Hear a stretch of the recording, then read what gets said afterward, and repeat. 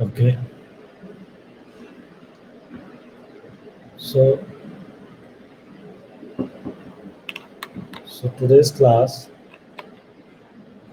we're gonna study atomic structure.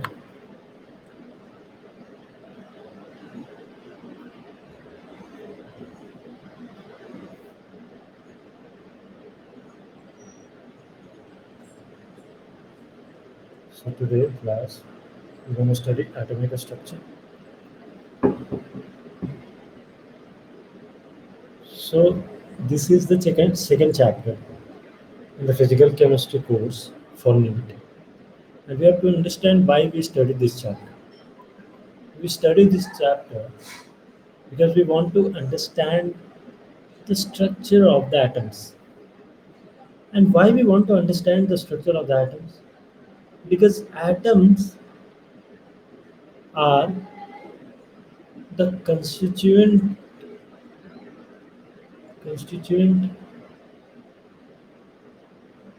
entities of the matter.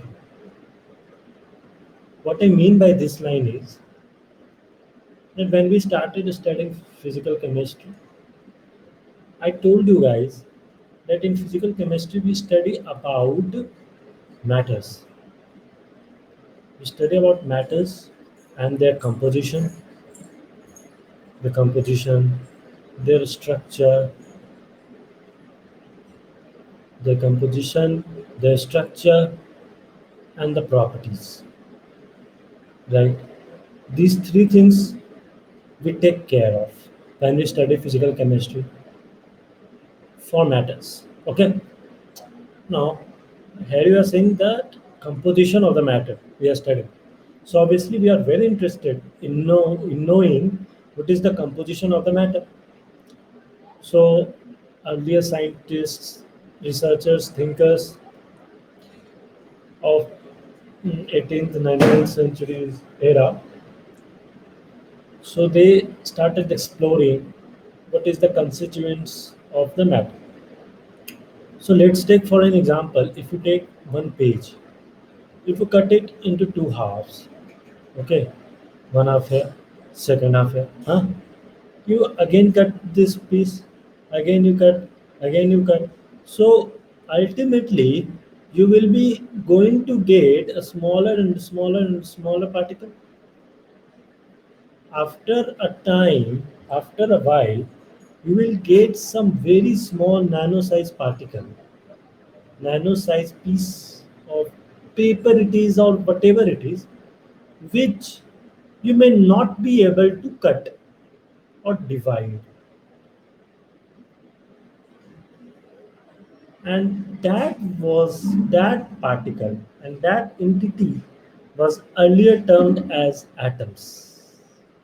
Actually, atom का जो मतलब होता है वो होता है a tom.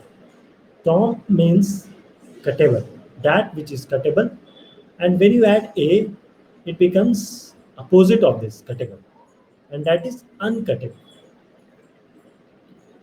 Fine. So we understood what is the meaning of atom. Tom means cuttable, A means uncuttable. Okay. So this is how it all began. It all started. Cool. Now let's see how it moved further.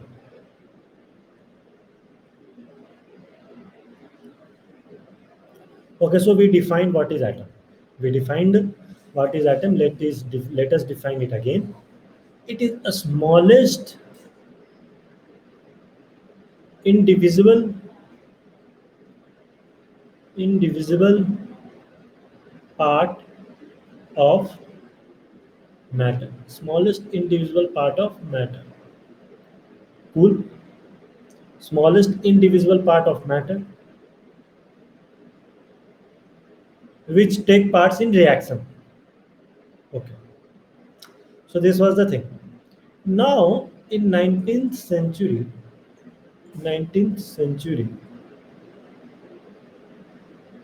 there was this guy named John Dalton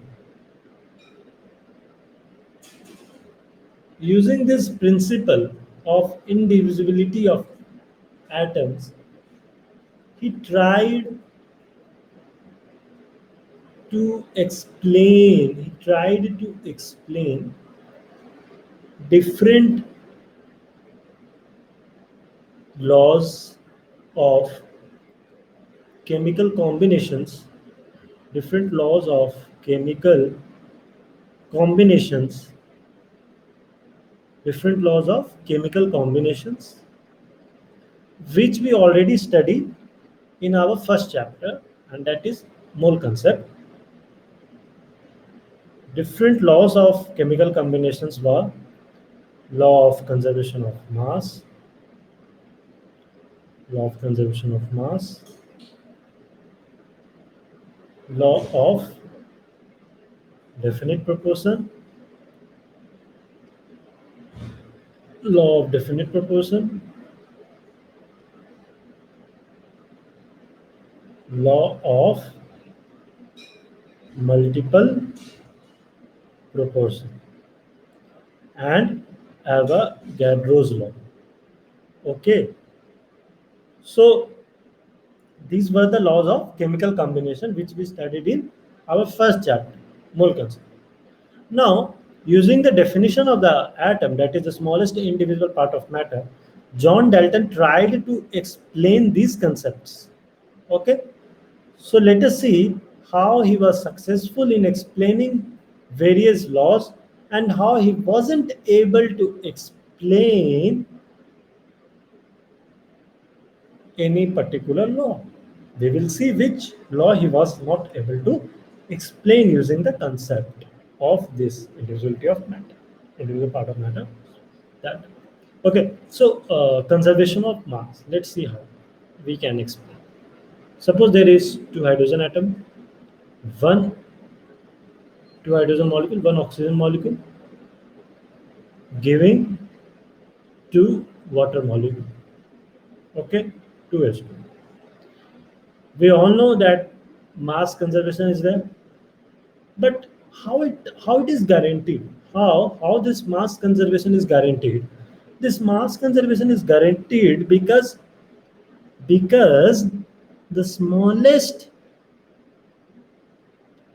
entity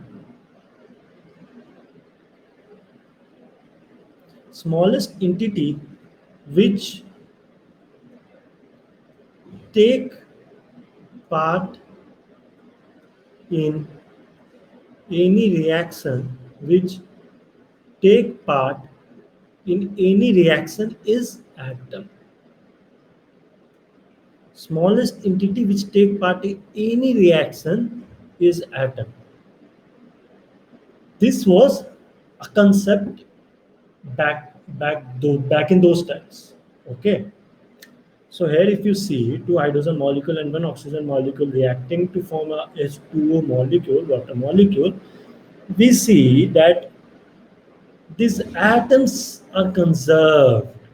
What I mean by this is that here we have four hydrogen atom, here four hydrogen atom, two oxygen atom, two oxygen atom. So this principle is known as principle of atomic conservation, POAC. So if atoms are conserved, masses of atoms are not gonna change. Mass of atom is constant. Is constant, right? Is constant. Is constant whether it is reactant side or it is product side. Okay, the mass of the atom is gonna remain constant whether it is a reactant side or a product side. Fine. So we see that since the number of atoms are conserved here in LHS or RHS side, and since the mass of the atoms are constant, the conservation of mass is definitely gonna be holding, is definitely gonna be valid, is definitely gonna be true, because number of atoms are conserved and the masses of atoms are constant. So masses of the reactants gonna be equal to the mass of the product. So law of conservation of mass, is very easily explained by this property, by this theory, by this hypothesis, and that is that atom is the smallest indivisible part of matter. Back then, we didn't know that atoms have electrons, and even electrons can be a part of a reaction cell. Cool? Fine. So we were able to explain this. Let's see if we can explain this law using this concept, law of definite proportion, using the concept of this atom. Let's see. So, law of definite proportion. Let us all remember what was this law. So, this law stated that whatever be the source of a compound, suppose we take H2O, water, and whatever be the source of this compound H2O, whether it is a river water, whether it is a sea water, whether it is a lake water or a tap water, whatever it is, the hydrogen and oxygen elements ratio by weight ratio by weight is gonna be same. That is here 2 gram, 2 gram, 2 gram, 2 gram. If we have taken 1 mole of H2O from all the sources, then the hydrogen element will be 2 gram, weighing 2 gram, and oxygen will be weighing 16 gram. So the ratio was fixed. So this is the definite proportion concept. Okay. Now, why this was true? Why? How can we explain using this concept? We can explain using this concept in such a manner that atoms take part in a reaction. In a reaction, actually, what do you know? Do you know one thing? What do you mean by uh, atomic? Sometimes atomic word is also used to explain as a concept known as full or none. That is either zero or either one. Okay okay okay, नहीं समझ आया ना? मैं समझा रहा हूँ. इसका मतलब ये होता है कि either an atom will take part will take part in a reaction fully, or it won't take part. It won't take part at all. What I mean by this line is, what I mean by this line is, it is a concept known as full or none. Okay. So what I mean by this line is, let's see this H2O plus O2.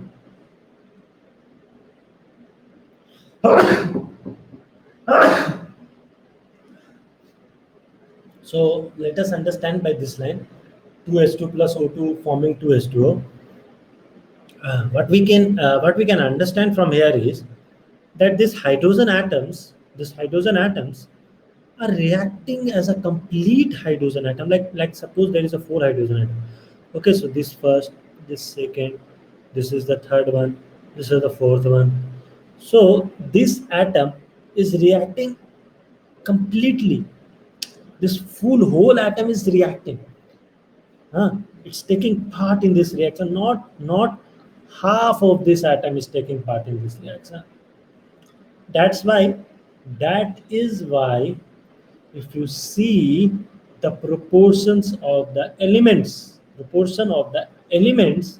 of of a compound from any source, it is gonna remain same, because atoms have taken part either completely or they haven't taken part at all.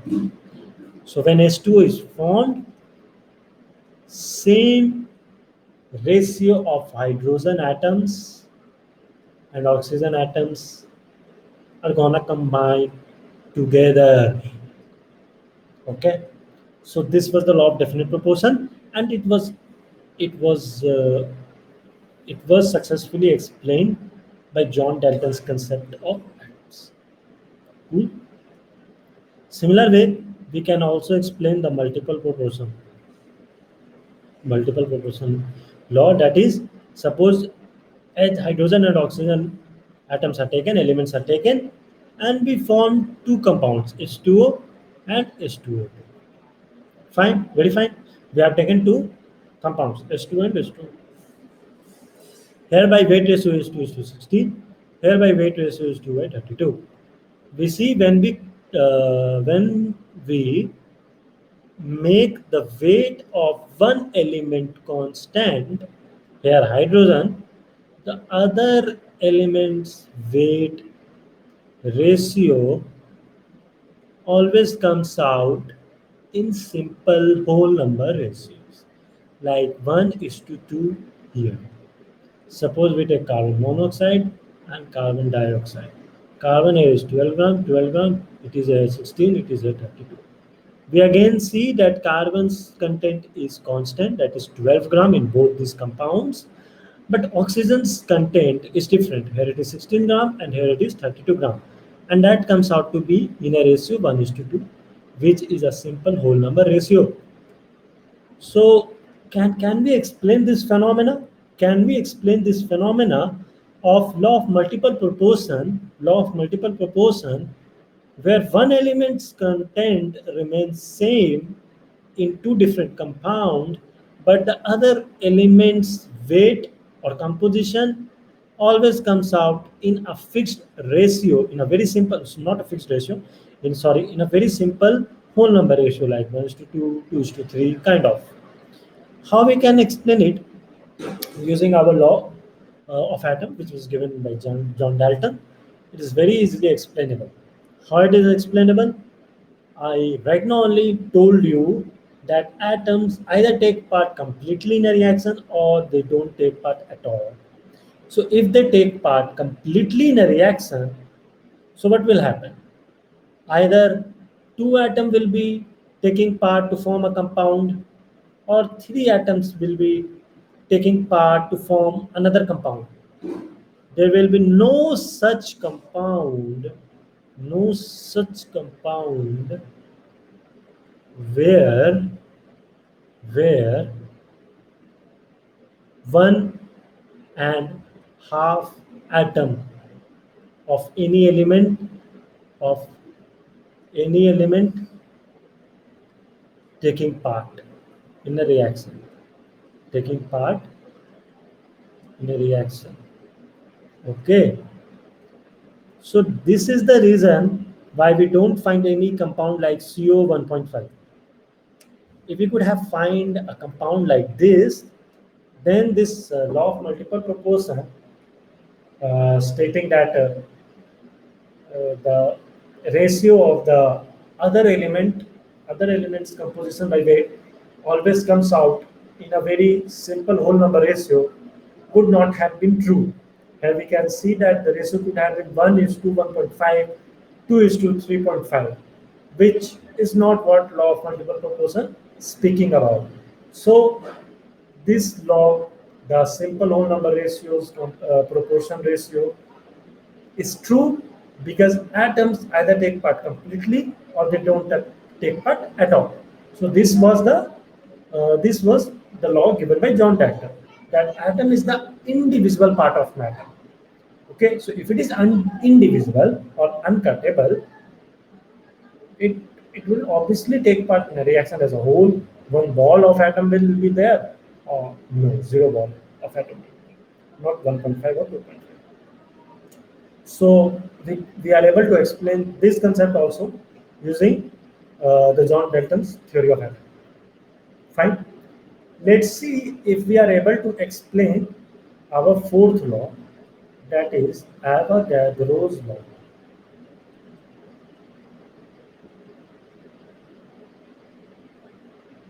What do you guys think? Is it is this law also able to be explained by our John Dalton's concept of atom? What do you guys think? No. This law is not able to be explained using the concept of John Dalton's atomic theory. Okay, let's see how it is now. Okay, so first of all, let us try to remember what is Avogadro's law. We you all have must have forgotten what is Avogadro's law because you don't revise the notes, you don't do the homeworks which I have posted. I posted the test, I posted the assignments. You guys are not doing it, I know. But you should try to do it, man. You have to study just 4 months, 5 months, or maximum a year, and you will. And then after that you enjoy, no? Then after you spend your time on phones, on WhatsApp and all. But as of now, please study. Because of the corona, because of the ongoing pandemic, classes are not offline. I know offline classes are uh, more sincere and the students are more disciplined there. But understand that things are not happening in the way every one of us wanted. It's not happening. So we have to accept the truth that the truth is this only that we have to quarantine ourselves, we have to isolate ourselves from each other. And here we have the technology, we have the technology, this digital technology. This was not possible a decade before also in India. Very, very difficult. But now it is very easy. In every home, we can have this access of digital education. So please take full benefit of it. Okay. So let's see what this Avogadro's law is. So yeah, Avogadro's law, what it was. Avogadro law stated that any gas at STP will take 22.4 liter volume for 1 mole of that.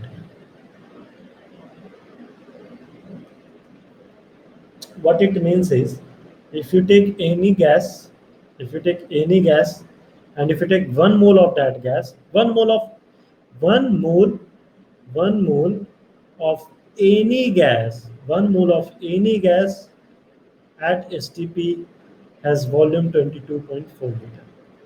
Simple. So this was Avogadro's law.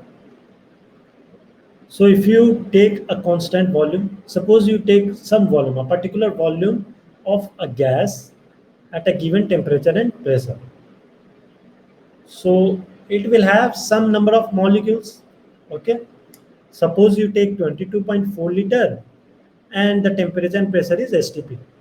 So suppose you take nitrogen gas and you take carbon dioxide gas. The number of molecules of nitrogen gas will be equal to 1 mole molecules. Carbon dioxide also 1 mole molecules. 1 mole molecule is equal to Na molecules. And here also 1 mole molecule means Na molecules. Okay. Nitrogen and carbon dioxide both having Na number of molecules when the volume of those gases are 22.4 liter at ST. But what about the number of atoms? Number of atoms, if you see here, we have two atoms in one molecule. Two atoms, two nitrogen atoms in one molecule of nitrogen gas. So we will have 2 into Na, 2 Na atoms. Understand? Here we will have 3 Na atoms. Okay. So what we see here, that we have different, we had the same number of molecules given the same volume and identical temperature and pressure of different gases. But for different gases, Even if it has the same number of molecules, it may not have the same number of atoms because of the different atomicity of the different gases. Like suppose the nitrogen gas, it has the atomicity of 2, carbon dioxide gas, it has the atomicity of 3. So the number of atoms were also respectively different. Okay, so this phenomena was not, the scientist could not, the John Dalton could not, he wasn't able to successfully explain this phenomena using the concept of the atoms theory, that the indivisible part of matter, the smallest indivisible part of matter, that atom theory.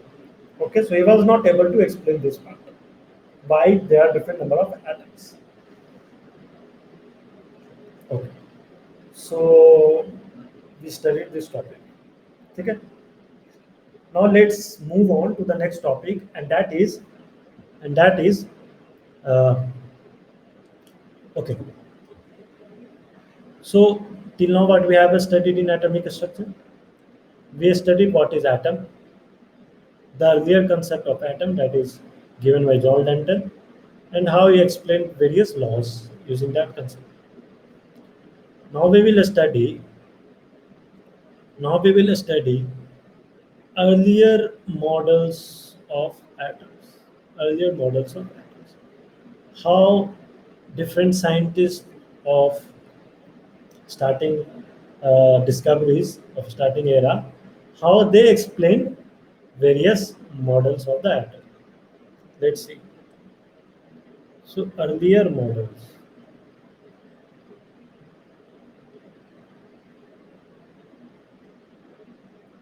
First model is of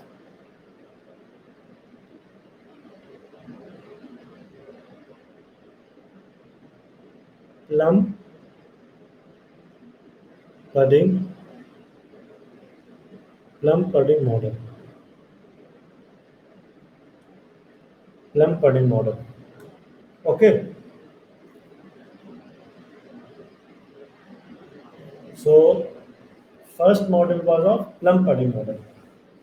So how this plum pudding model works is that, have you all ever eaten a watermelon? Okay. Suppose you take an example of a watermelon. Okay. So in watermelon, it's a sphere kind of thing. Okay, sphere, spherical. Now in that sphere, what you see, red eatable part, the pulp which you eat, and there are seeds scattered all around the watermelon. Okay, so this is what the scientist named as Thomson's gave us the explanation of atoms, structure of the atom. He was doing experiments on discharge tubes. Discharge tubes were early, in earlier days. Discharge tubes were used for bulb fluorescent lamps and all. So during those experiments, he made a conclusion of this structure of atom. This structure of atom look like this. It's a spherical structure, and you see watermelon. The seeds are scattered all around, and the pulpy part,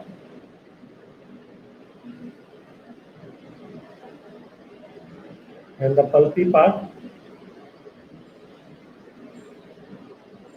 is all around this spherical body.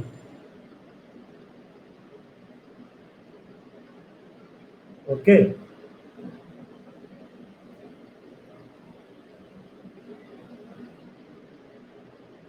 Okay.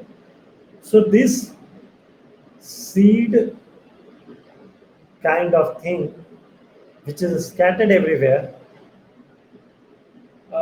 was understood as negative charge. Negative charge of the atom, which is scattered all around the body of the atom, and this, which is fully fully surrounded in the atom was the body, the positive charge body. Okay, positive charge body. So the earlier structure of the atom was like watermelon kind of structure. People understood it like that only, and the seeds resemble the negative charge, which was scattered, and those red part which we eat can be understand as the positive charge body. Okay, let's see what was the other model which came out after this. The earlier model which came out to be was Rutherford's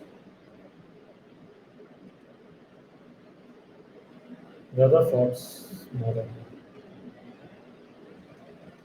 Okay. So actually, different scientists are trying to explain us the different structure. Trying to explain us the structure of the atom. Okay. So let us see Rutherford's structure of the atom. Actually, Rutherford was doing one experiment. What he was doing is he took a gun which was exploding alpha particles.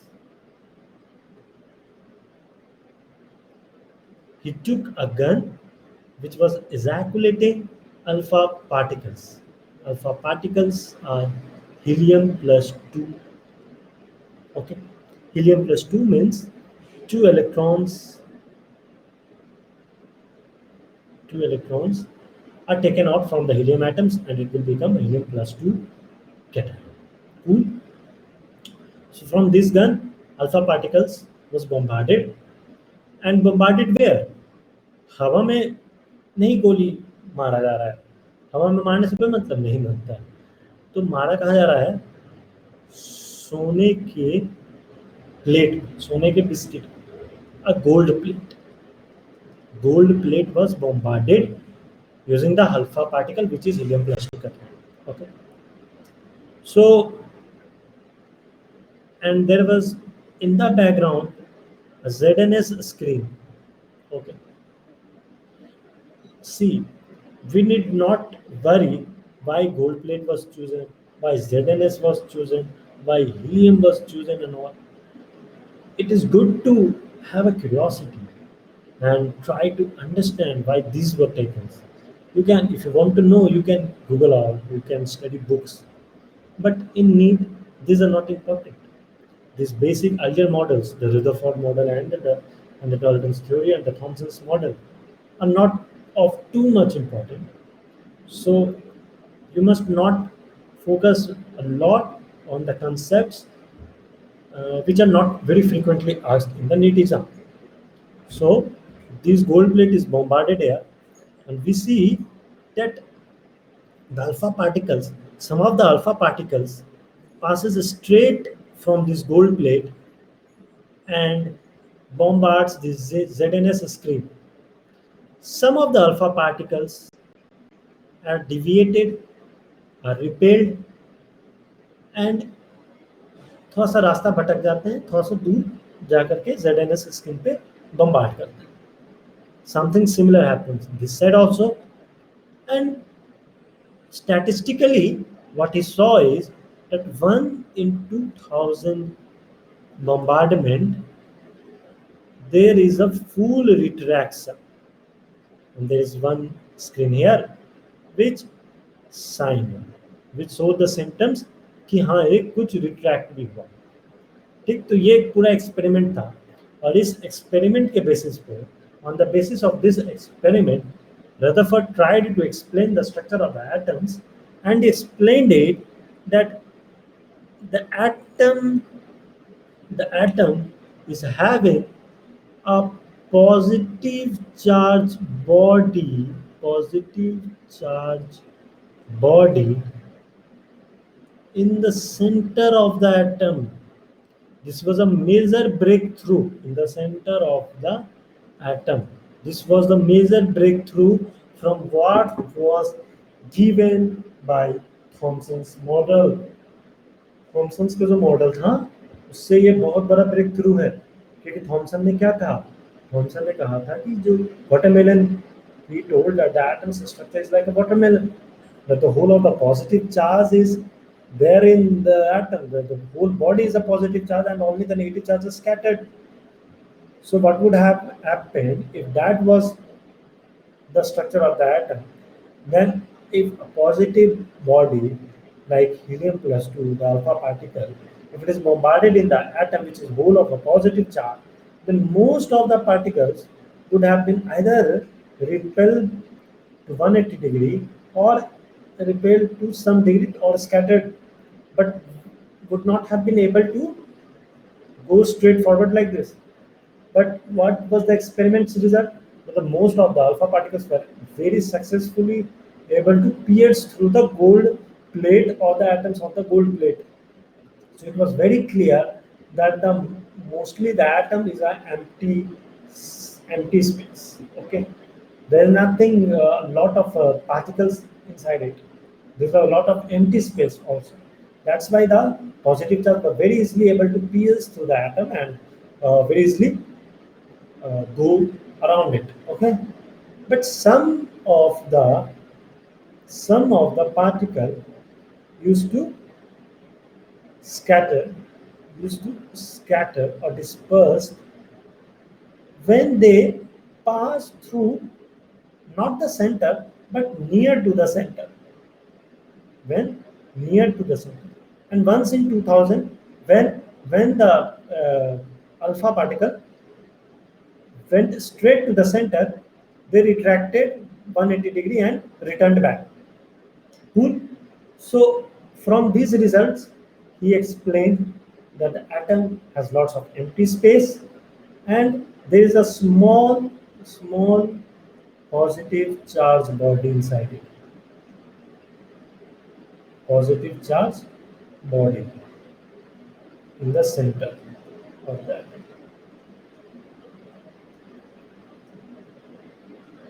In the center of the atom. Like this. Okay? So what he explained is that there is a positive charge body and there are different orbits and electrons are moving like this around it. Okay. So this was the structure given by Rutherford. Now, some scientists argued his structure and gave a drawback that if a charged particle like electron, if it is moving in a circular motion, if it is moving in a circular motion, if it is moving in a circular motion, even if it has a constant speed, but because its direction is always changing because of the circular motion, its velocity is always changing, and since its velocity is always changing, it is accelerating. The whole this electron is in accelerated motion, and when a charged particle is in accelerated motion, it is obviously doing some work, and when it is doing some work, it will lose some energy, and when it dissipate energy, when it loses some energy, it is bound to fall down. Like, first of all, the radius is like this, but after a while the radius will go down, will get less and less and less, and ultimately it will fall down to this positive charge body. So the atom will not remain stable. This was the drawback. This was the drawback of the Rutherford structure of the atom. So we will see how this drawback is taken care of, or we can say what exactly lies inside the atom, how exactly the structure of the atom is, and we will try to explain the stability of the atom in our forthcoming lectures.